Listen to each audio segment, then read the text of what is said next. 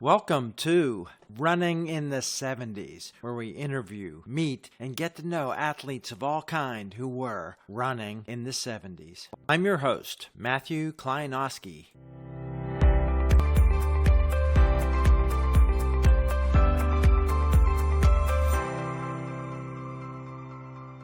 Today on the podcast, we're staying in Ontario with somebody who is an old teammate of one of our recent guests in a little town. He had a great career in high school, finished as a medalist in track in Ontario, also in cross country, also at the Canadian national level. Caught the eye of coaches in a U.S. university, coached by a very famous person we might learn a little bit about today. Then, like so many of the era, went on to marathon and finished in the top 8 at Olympic trials. Welcome on the podcast today, Morrison Reid. Hi, Morrison. Hi, thanks for talking to me, Matthew. Let's find out about your background. You were a colleague of Jerry Bouma back in a little town. What was it like growing up there for you, and what was your introduction to sports and competition? I grew up in a farm community in a little place called Bognor, with the nearest big center is Owen Sound. It was a farming community. My dad was a farmer. My mom was a teacher. And in those days, we went to school in one-room schoolhouses, all grades in the same school. I had the same teacher for 8 years. Wow. We started in grade 1 in one side of the school and then gradually moved up to the other side, which was grade 8. So that was the progression. My mother was a teacher in that kind of school, and my dad was a farmer in a sort of a small mixed farm. What kind of activities was there for phys ed, gym class, and sports? Anything in that first 8 years? Yeah, there was some community stuff. There was a community fastball league. In those communities, everyone played fastball, windmill pitching. That was the sport. So I played that for a few years. It wasn't great. I didn't have an arm. So that held me back. Played some hockey for a couple of years, started late. There was a community hockey league. So I did get to play hockey. What month were you born in? December 1950. Oh, that's the worst month to be born in for hockey, they say. That's what they say. So wasn't very good at hockey, mostly rode the pine. So there were two sports that I was able to play in my early years. Then when I went to high school, we had moved out of the small schools into a centralized school in the nearest big town, which was Owen Sound. And that's where I met Jerry. We were in the same grade 9 class. And within a couple of years, I had become involved in running. Wasn't very good at the start, but it gradually got better. Why'd you get involved with? I wasn't good at anything else. That's a story of many distance runners, I think. I wasn't very big, actually, so wasn't suited for basketball or football, which were pretty big sports in the high school. So running seemed like something that I could do and be on a team, and became involved in it, and I liked it. What appealed to you about running when you weren't performing at getting to an elite level? I think I like the feeling of, it's hard to describe, just the feelings of self-confidence, of doing something, of working hard at something, being with other guys, being part of a team. There are a lot of nice things about running. It's way faster than walking, so you can get places faster. It was a good way to get away from an angry father at times you needed to. What was it like with your team in terms of the position of running? Now, Jerry Bouma was having pretty great success. What was the status compared to hockey, compared to basketball, of running there? Oh, it was low status. There wasn't much attention. We were supported by the school. They would send us to meets, and a couple of teachers got involved to help us, but it was pretty low status in terms of recognition. Yeah, same for me. What about equipment? Did you have running shoes of any recognizable quality or brand at that point? I remember running in the entry-level Adidas shoes, so for trainers, and the school had some spikes that were sort of part of the equipment cache at the school. Again, they were old model Adidas, but they were available to us for running races. And later on, as I got better, I was able to get some better competition shoes. And what led to you getting better? Was it just you growing up and having talent? Was it coaching? What was the interaction there? And when did that occur to you that you actually were getting pretty good? I think there were some lifestyle issues. Growing up on a farm, we walked everywhere. Old people talk about walking 2 miles to school uphill in the snow. We actually did that. It's hard to believe, but basically we walked everywhere to school, around the community, and the farm chores. You know, Jerry and I joked that we had gone to the shoveling shit, throwing hay bale training camp before we got involved in running. So we were pretty fit people. And then add to that running and some more sophisticated training, and it meshed because you had this base of strength from a very vigorous lifestyle. Add to that some specific training, some mileage, some intervals, some training with purpose. And that provided results, at least for me. Yeah. And I think for Jerry as well. Yeah. What about the early successes? What was about the competition for you and achievements? Do you remember any early ones that were significant that kind of were milestones or leaps of how you thought about running? Yeah, I mean, there were some school records that weren't very fast, but one of my early memories was I'd focused on the half-mile record, the school record, which was around 2 minutes, 20 seconds. So not very fast by high school standards. So I thought maybe I can break that. So I started training with the goal of breaking that school record of 2:20 in the high school track meet, and did that in my grade 10 year. Oh, wow. Okay. He ran 2:18. So that was a success for me because I'd set a goal and had done some specific training. I'd figured out how fast do I have to run around the track to meet that goal. And I set about doing that by running some repeat intervals with a dirt track. It was a 440 track. Right. And I also had measured out a distance on our farm lane. It was 440. So I was using that as well to see how fast I needed to go to break that record. So then I broke the record. That dirt track, did it have any cinders? What was it like when it rained? One end would have a huge puddle on it when it rained, and the gravel would wash off and there'd be clay underneath. So it was slippery and muddy, but overall it drained fairly well. Yeah. I would say, except for that one end that I recall that would pool up with water when in a heavy rain. But otherwise it was pretty good. Did you host meets there, or did you break the school record on that track? I'm sure you ran faster eventually there.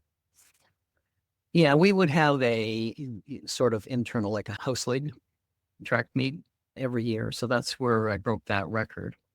I think we did host a regional meet once in high school. The regional meets tended to float around to other high schools. There were 2 high schools in this town. It was about 20,000 people. The other school ran on a half-mile horse track, which was interesting. We had one of those where I went to school. I occasionally did. It was tough to run intervals on the judge. Yeah. It's a weird, when you're used to 400s. Yeah. Yeah, it felt like it took forever to get around it. What did you know about the OFSA, the Ontario Championships there at the beginning of 10? Did you know the bigger world, what was going to be available to compete at if you were successful? Yeah, I did. We were lucky. There was a person in the school, his name was Larry Wolf. He was a pole vaulter, actually. He was a world-class pole vaulter, interestingly enough, from the small school in Northern Ontario, and ended up on scholarship to the University of Michigan, pole vaulting. So through him, I became aware that, there was OFSA out there, there were Canadian championships, there was a path to scholarships in the U.S. down the road because of his example.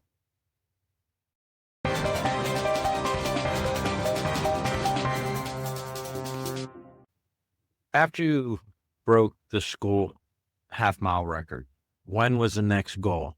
What came to you next to pursue? I think the next goal was to break every record in my age class at the school, which I did the next year.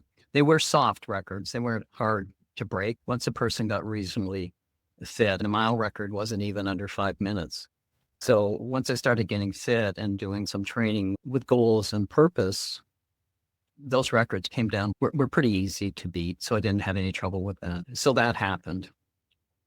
And then really my goal was just to get better and see how far that would take me.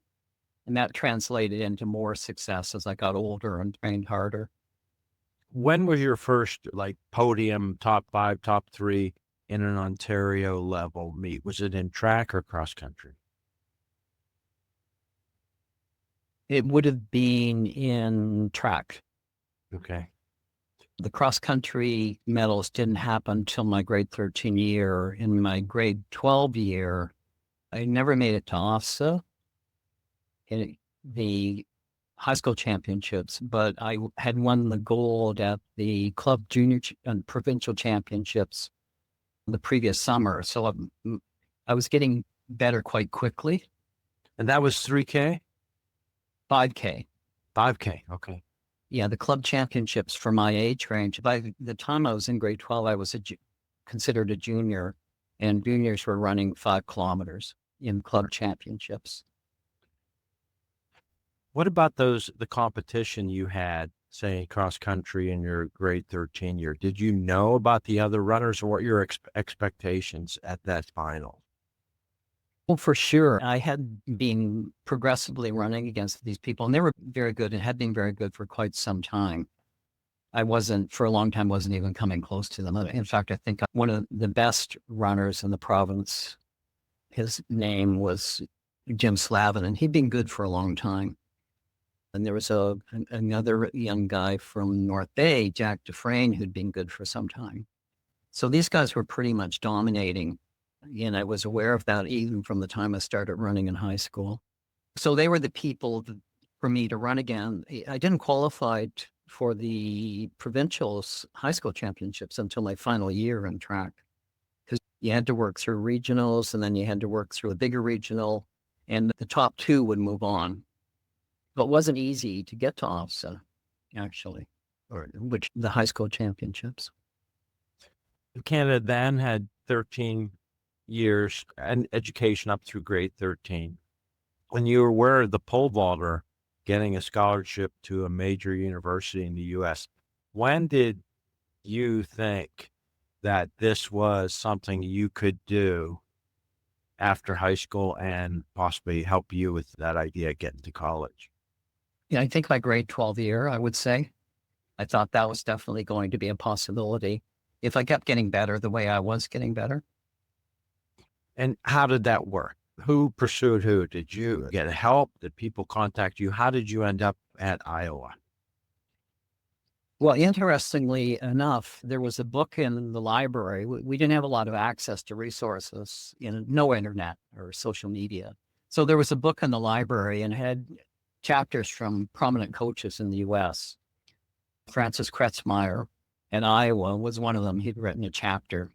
Bob Timmons from Kansas had written a chapter. I wrote to both of them to say, this is what I've been doing.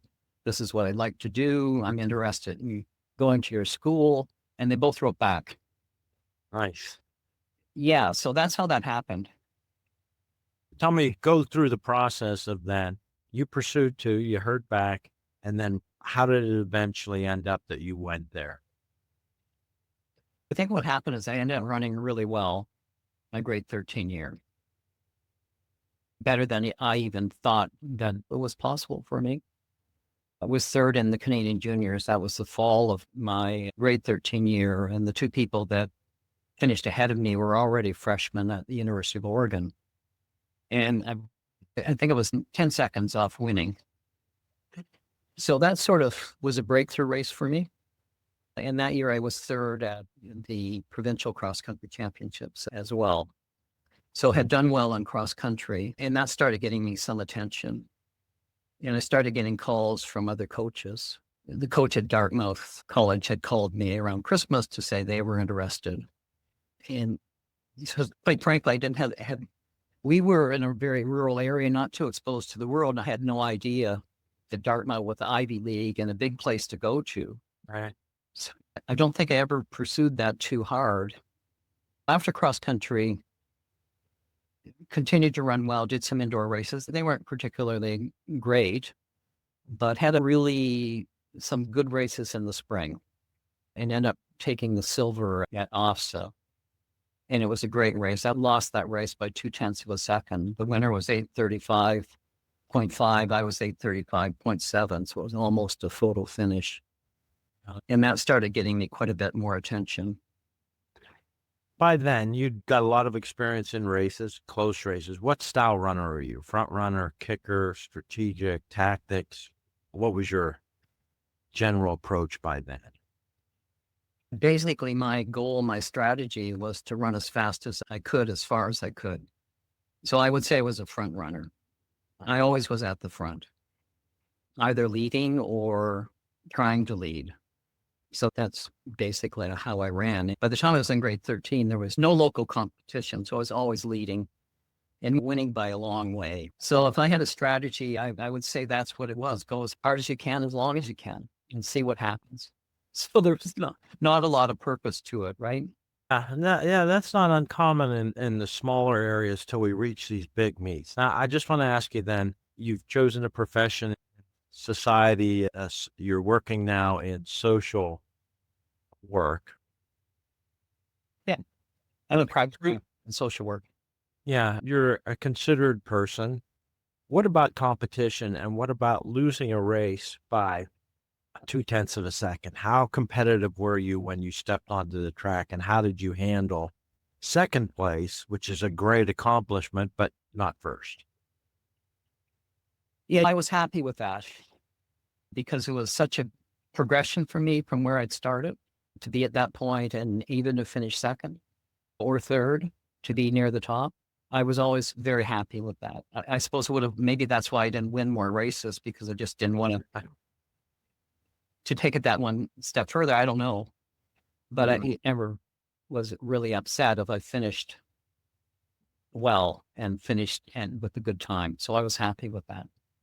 So what year was grade 13 spring when you were going to then go to Iowa?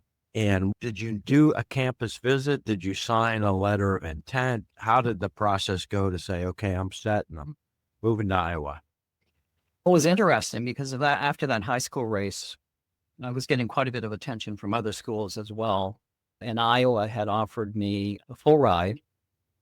Kratz, we call him Coach Kratzmeyer, had offered me a full ride at Iowa. And that was really the first offer. But I was looking at other places. Michigan, I was set to go on a campus visit to Michigan with the pole vaulter was there and was recruiting me to go there along with the coaches. And I was set to do a campus visit.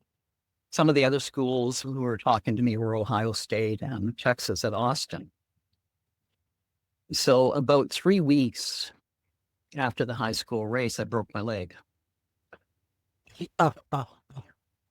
I was in the summer, my family had sold our farm. We moved into, we called it the city. It was just really a small town. And I had joined the summer militia program going, an Army program for students where you could go and march around and earn a little bit of money. So I joined that. And for recreation, we were playing a game of floor hockey.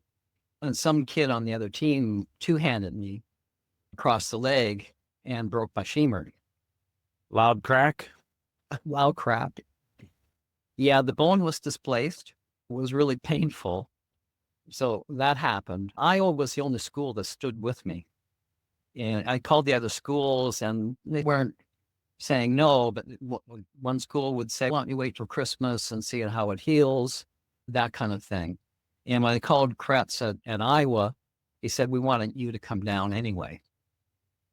So I went down there with a broken leg. I had a cast on for 3 months. So no training all summer. No training at all, although I used to go over to the track on crutches and do laps on crutches. Perfect. And develop On this. a dirt track in your white cast. Okay, yeah. That's right.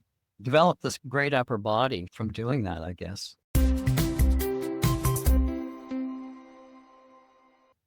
Let's talk about Iowa then. So this is 1970? Yeah, I went there in the fall of 1970. Yeah. Okay, 1970, the Big Ten, to people who grew up in the States, Big Ten football, it was 10 colleges. It was very competitive. And also in virtually every sport, big colleges. In the running world, a lot of famous runners from Michigan. Was Herb Lindsay there then or not from Michigan? Yeah, he wasn't there when I started. I think Herb was a freshman the year I left. Okay. But some of the other guys, Bjorkland and Craig Burgeon. So you were in the company of definitely national class people in the Big Ten races. Yeah, almost every race you ran in, there'd be someone who either had been, would be, or was on the U.S. Olympic team. Yeah. And freshman year, you had to get in shape after that broken leg, but were you freshmen eligible to compete? How did that work then? I think that was the first year that freshmen were eligible to compete. So I wasn't able to compete in the fall in cross country, but ran some track races indoor. I was competing in indoor track in January of 71. Didn't particularly do well because I wasn't very fit. And then also competed outdoors. Did well enough to earn a varsity letter that year. And where did you find your place in events? Because in high school, from starting at that half mile and running 5K early, where did you settle mainly? And what was the distance for most of the meets at Iowa in cross country? The distance was anywhere from 4 miles to 6 miles. So more often than not, it was the Big Ten championships would be 6 miles. Later on, when it moved into metric, 10,000 meters. You ran in the Big Ten championships for your subsequent 3 years there. Yeah. And you all Big Ten, I think all 3 years. So how many did they recognize? Did they take top 20 and call them all Big Ten? I'm just trying to remember that there were medals for the top 15. 15. Okay. So how many medals did you get? 2? 2. 3? Yeah. 2? Yeah. And where were you starting as a sophomore where were you on the team? What finisher for Iowa were you at those championships? I was the second guy. Okay. Yeah. How'd you get along with the coach? What was your relationship to your first coach there at Iowa? How'd that work? Oh, it was very good. Coach Kretzmeyer, we called him Kretz, he was strict but easy to get along with. Tend to be aloof. He wouldn't talk to the coach much. They show up with a stopwatch at workouts, but he was available to talk to if you were worried about something. So we had a good relationship. He was very fair. And just going back to he was the kind of guy that kid calls from Canada, sorry, coach, I broke my leg. I don't know what's going to happen. And he says, come on down anyway. That tells you a lot about his character and who he was as a man, as well as a coach. Someone who stuck by his word. Yeah. And you sound like you were pretty self-motivated through high school, measuring out on your own property, setting goals. What was the mileage change and the equipment change and the facilities change? How'd you take all that in when you got to Iowa? It wasn't very much different, actually, because in high school, Jerry, my teammate, and I had learned about intervals, and we ran a lot of intervals, and I ran a lot of fartlek on the country roads. And Kretz coached in a similar way. It was an interval-based program, so the team would run intervals 3 times a week, and then a longer run once a week and some easy running in between. And that was pretty much the philosophy, which was pretty similar to what I'd been doing in high school. It wasn't high mileage at all. And on the track, what were most of your races? What distance were you running? Multiple events, or did you concentrate on 3 5K? Yeah, it was the 3 mile 5K. Yeah. The Big Ten didn't start running the 6 mile or 10K until 74, my last year. And I ran it that year. What about goals you set there? I wanted to ask you about travel and how far afield you got, if you remember any travel outside the Big Ten schools. So what was the geography of the Big Ten for people who aren't familiar? But what else was your personal goal setting? Was that part with the coach? Were you doing something more than I want to get better? I think I was, number one, wanted to get better, but I trusted in the coaches and I followed their program, did what they asked me to do, which again led to some progression. Throughout the 4 years, I did get better, followed the program. Occasionally, I would run extra. My final year at Iowa, and that was my best college year, I started doing more long runs, which seemed to help me a lot, just in terms of competition. So that was something. At that point, coaching had changed, and Ted Wheeler was the coach. Kretzmeyer was the head coach, and Ted Wheeler had taken over the cross country and distance guys. So I sat down with Ted and said, Ted, I just really feel I need to do some more long running to develop a little bit more strength. And he was good with that. Yeah. So once a week, I started running long runs, actually 15 miles on one long run. And the rest of the time, it was the shorter intervals. Wow. Were you doing those by yourself, or did you have people along with you doing those too? No, I was doing that by myself. No one else wanted to do that. Let's talk about Ted Wheeler. Quite an amazing story and accomplishment, barrier breaker himself. Do you know how the coaching change took place at Iowa? And yeah, what's the background of Ted Wheeler? Ted ran at Iowa. Ah, And along with another great black distance runner, Deacon Jones, who was a great steeplechaser, American steeplechaser. They both ran at Iowa under Kretzmeyer. So Kretzmeyer was Ted's coach. Yeah. Wow. So Ted had maintained his relationship with Kretz and was recruiting for him. Ted was in Chicago and was doing some coaching there and some recruiting, and had a natural connection with Kretz, who was starting to wind down his career as a coach and looking to mentor someone. And Ted filled that gap. So he came in my junior year and coached me the last 3 years I was there. Ted, in and of himself, is a great story. I think the first African-American 1,500 meter runner to compete in the Olympics For in the the West. Yeah. He 56. So he went down to Australia. Yeah.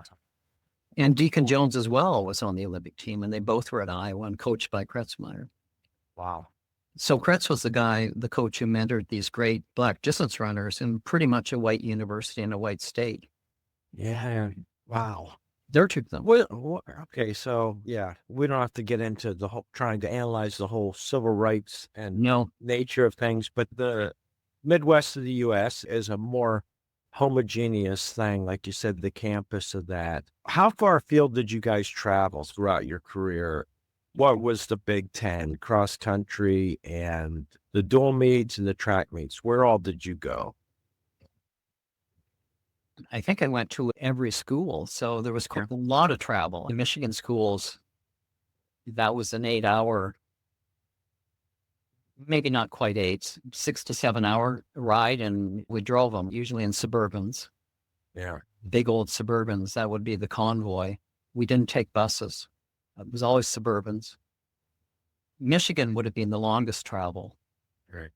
And then, of course, if you qualified for NCAAs, you'd go wherever they were. And I never did. Just never got fast enough to qualify. Came close in cross country, but we didn't have a strong team. So as an individual, never quite made it. Like in the Big Ten, you had to finish in the top 10 to make it on to the NCAA. And I was fairly close, but never made it. The other thing, we always had a spring trip to Arizona. So they'd fly us, the spring sports, down to Tucson, and we trained down there for March break, and that was fun. Yeah. Great. Had everything moved to better surface tracks then? What did you have? The first year I was there, Iowa had just transitioned from a indoor dirt track 200-meter indoor dirt track to a composite track in a new building. So that was my experience. Some of the other schools were still running on dirt tracks, 200-meter dirt tracks. Minnesota's, while I was at Iowa, even in my last year as a senior, was on a 200-meter dirt track in their field house. Right. But most of the schools had gone to composite tracks. And what did you think, if you were looking at times, were you looking at times, what difference was there when you stepped onto a composite track? How much would you expect your time to change? Did you notice a measurable or specific change? I don't think so.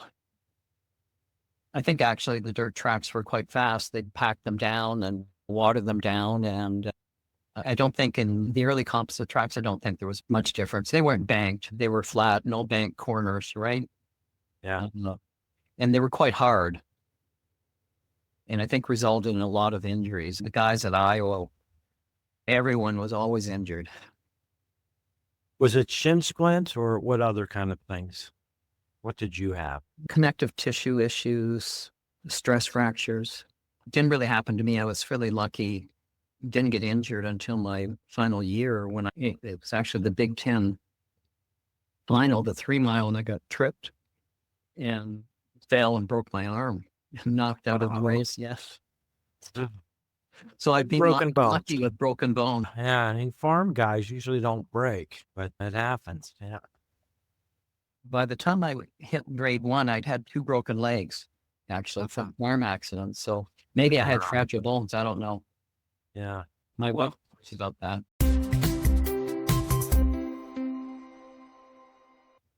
How was your academic experience? What did you study and what size campus was Iowa?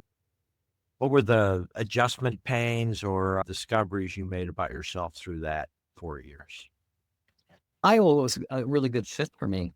After I got over the homesickness that almost everyone goes through, moving from a small place in Ontario to Iowa, it was a really good fit because Iowa's a rural state. And I felt immediately at home in Iowa, just in terms of the culture and the people and the friendliness. So that worked out really well for me. And Iowa at the time was one of the smaller universities in the Big Ten. I think about 20,000 students, but still quite big. Right. But academically was a good experience for me. Managed to graduate. Wasn't too sure what I was going to do, but leaned towards human services.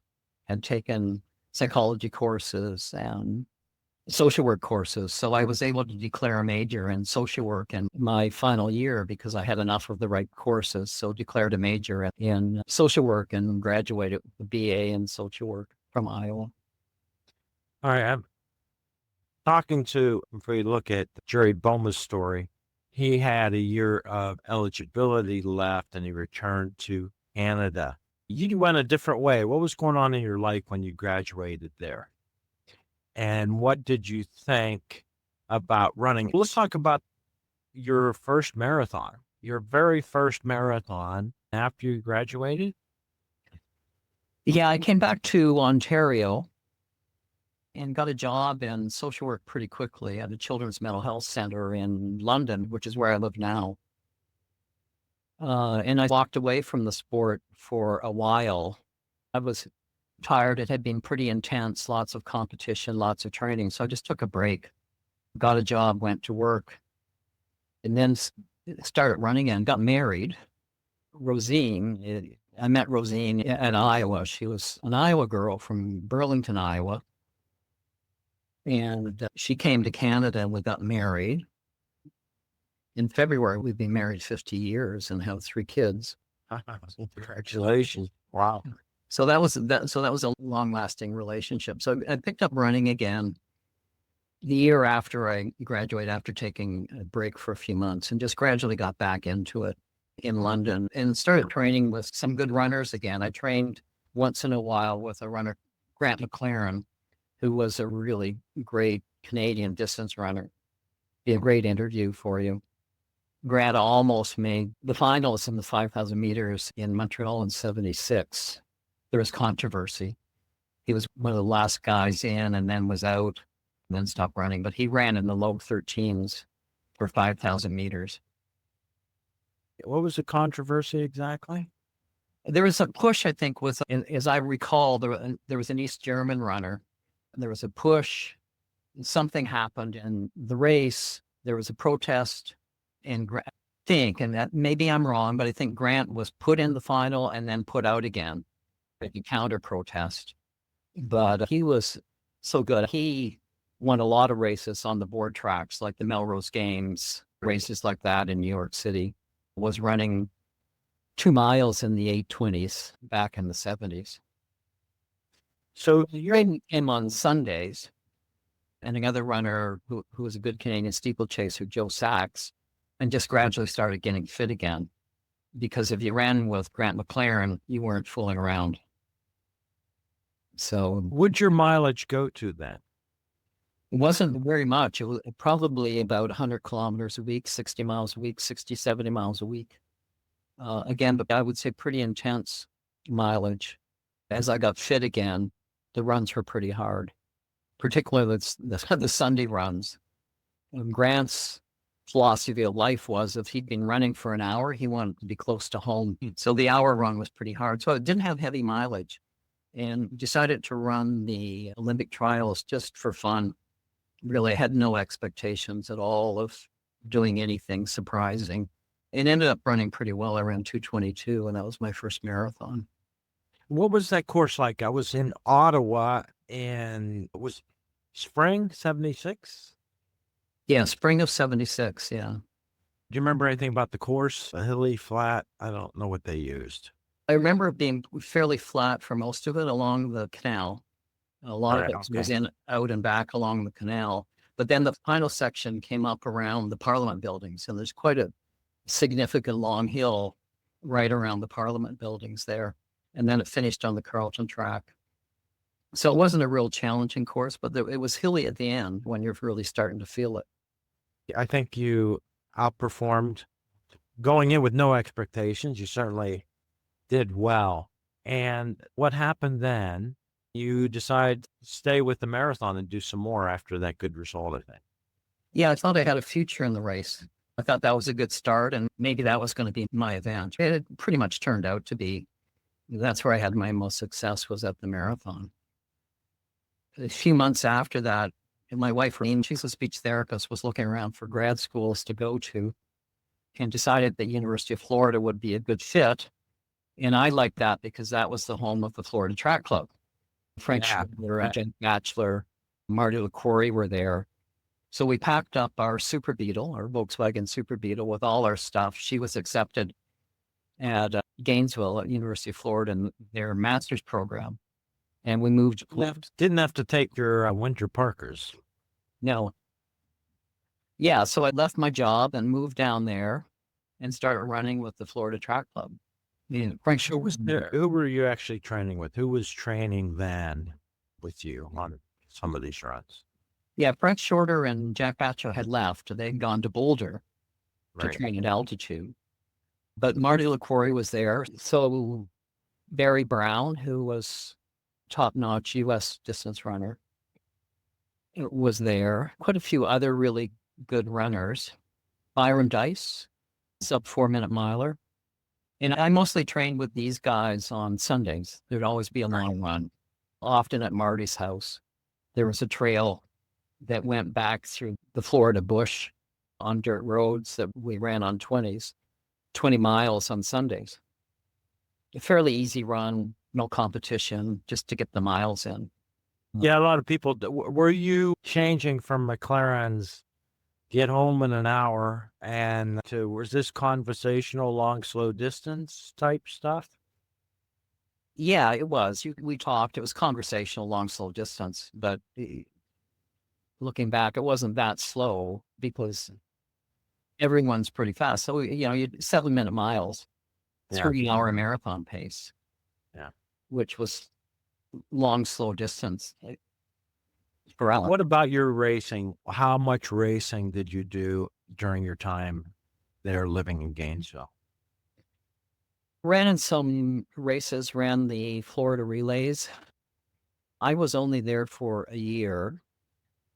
Ran a marathon in Melbourne, Florida ran 221 there and came second to a Canadian, actually, who ran 220. Ah, nice. Fairly close race.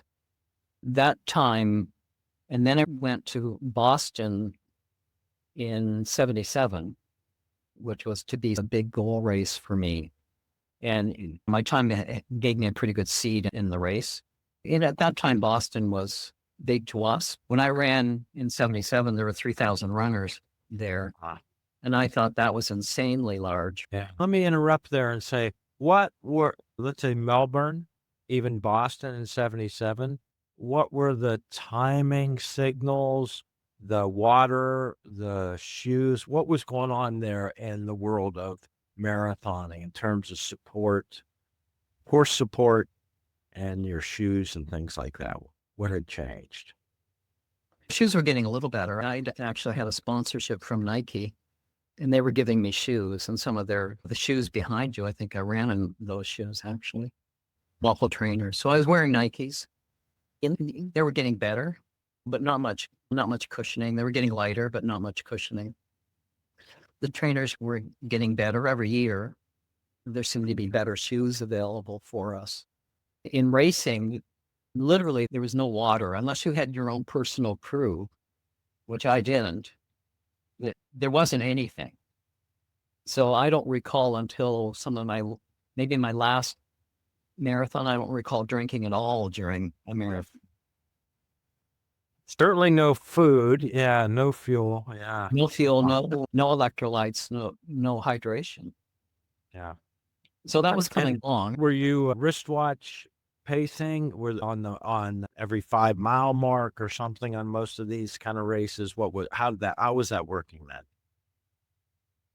I wasn't doing that. There were basically no mile markers that I recall, or no markers to tell you how fast you were going at what point in time. So you basically just ran without any kind of feedback of how fast you were going. Again, unless you had a personal crew with you. And some of the really elite guys would have had that. But otherwise, for most people, there was very little support along the course in terms of water, nutrition, anything like that. Yeah, I really didn't know what time I would have until I finished.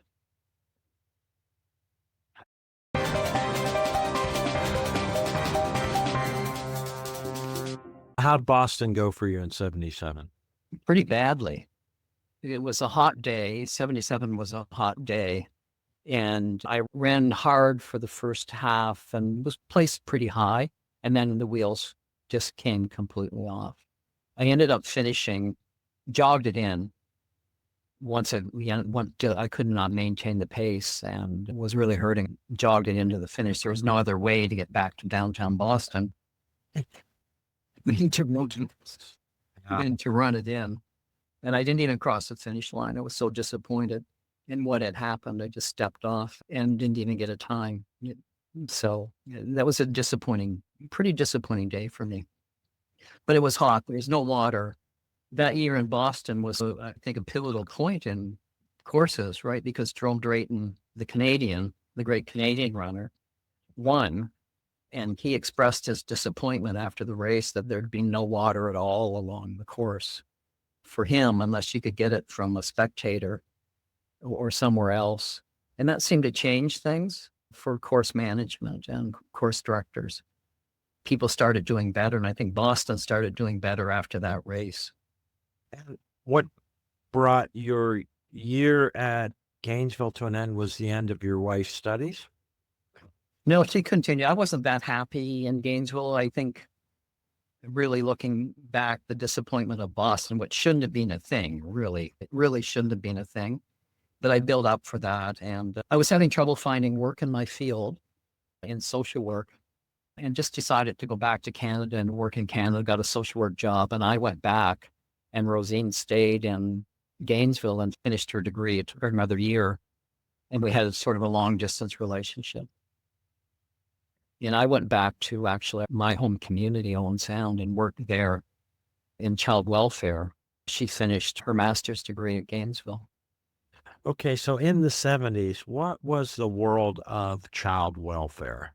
What were you doing? And what were the issues and what were you hoping to accomplish when you went to work every week?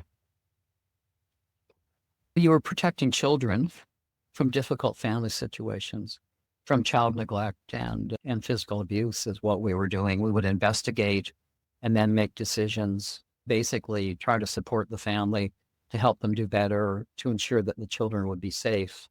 Occasionally, we would remove children from really bad homes where there didn't seem to be any hope that people could do better. So very similar to today, really. So there would be a foster care system where children would go if they couldn't live at home, or would go often for a short period of time and then be returned to their family. How stressful was that for you? You seem like still a considered calm guy and well balanced. How stressful was that work then and as you stayed in this career? It was stressful. I think it depended on what kind of support you had from the people around you, what kind of supervision, what was the management like at the agency. I think over the years, I've been fortunate and have worked for good people, for good programs. So the work would be stressful, but you had people to support you. And I was still running when I was doing child welfare. So running was a great outlet. And I was still running marathons and still trying to compete at a fairly high level. I think by that time, I had realized that my goals maybe needed to be a little bit more modest, and I was just going to enjoy running and do as well as I could, give up the goal of trying to be the best in the world or whatever that meant, or trying to be like Frank Shorter or Jerome Drayton or compete with them. That at some point you realize you're not going to do that. Yeah, it was a different world then for runners. You had a full-time job. And yeah, that's a big impact on the ability to train, and the world has changed. What about that sponsorship with Nike? How did that come to an end? It was just an equipment sponsorship, right? Yeah, they gave me equipment and shoes. And I wore their stuff. They supported me right till I decided to stop high-level competition. So even when I returned to Canada, I was getting shoes and equipment through them. Jeff Hollister was the person I related to from Nike, and he was a wonderful guy, very supportive. They continued to help me out until through my last marathon, which was, I ran the Bermuda Marathon in, I think, 78 and did well there, actually, surprisingly. They paid my way out and billeted me, and it was a very good race. So I finished sixth in that race. Do you remember who else was there in that race? Anybody would recognize? Yeah, Ian Thompson Okay. was there. He was the Commonwealth Games champion, 210 marathon guy. So it was an interesting race. If you've ever gone to Bermuda, there's not a flat place. There's no flat section. So it was a very hilly course. And it was windy that day. So Ian Thompson was there. Andy Holden from Great Britain, who was a pretty good runner. Not as well known as Ian Thompson was, I don't think. Attracted Commonwealth runners because of its status. Yeah, I guess. One thing is, what then after you decide to quit trying to compete at the highest level? What happened with you in running, and what's become of your fitness? And you enjoyed running from the beginning. So how'd that continue for you? Yeah, I kept running fairly well and at a pretty good level until I had my first child. And then that was when I really started focusing more on career and family, and just continued to run for fun and didn't compete very much. And then got to the point, had another child. We've had three. Second child came along and I quit running completely, really for about 10 years. Gained a lot of weight, actually, which I wasn't very happy with. But it was a busy time with work and career and family. And then got back into running, started running again after about 10 years, lost the weight and started really enjoying again. Did some masters running and ran right up until I was running fairly well for an old person right up until I was 65. And then I had knee trouble, arthritis in both knees. And one of my last races as a master was with Jerry. We ran a local half marathon together, just as a Right. project, right? As a sort of a reunion with Jerry Boma. And I think we both ran close to an hour and 50 minutes for a half, which isn't bad for people in their 60s. There's lots Yeah. of people in their 60s faster, right? But it wasn't bad. Yeah, nice. What connection, and had you gone back to Iowa, kept in touch with any of those people or the coach? Yeah, I was going back fairly regularly. There was a meet a couple of times. The Big Ten was at Iowa. I went back both times to reconnect with people. And we're going back maybe once a year. Sometimes tried to catch a football game when I was there and maintain a connection mostly with Ched Wheeler through phone calls and emails, that kind of thing, and would see him every time I was there. And he passed away, I think, a couple of years ago. Just a couple of years ago, yeah, 23 maybe, yeah. And I was there the summer before last for a celebration of life where people got together just to remember him. So I maintain a connection with Iowa and try to go back. One of my bucket lists is to go back and experience the Iowa wave. That's one of the best traditions in college football. It's called the Iowa wave. The Children's Hospital, they built a new hospital there that overlooks the football stadium.